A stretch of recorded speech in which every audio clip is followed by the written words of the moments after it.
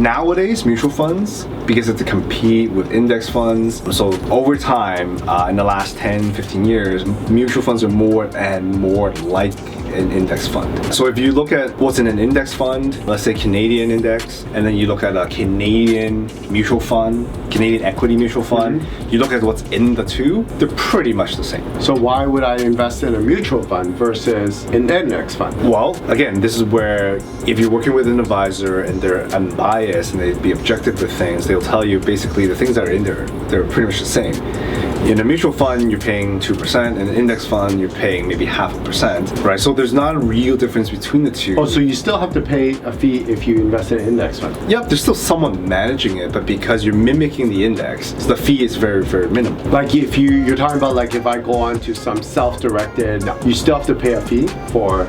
Yes, because within index funds, again, someone is still mirroring or copying the Canadian index, so you still have to pay 0.5% or 0.25 or 0.35. So like even if you're self-investing, if you invest in that index fund, you still have to pay a fee? Exactly. Oh, yes. Okay. Yeah, so to go back to your question, why would someone pick one over the other? Yeah. Well, again, at the bank level, they don't have access to the index funds, so they only have access to mutual funds. Again, typically if you go to Bank A will give their Bank A mutual funds. So of course it profits them, it helps drive their revenue, and that's the only options they can provide. Yeah. Right, but if you go to a full service brokerage, they can choose an index fund, they can do a mutual fund. Obviously we will go with this option over here.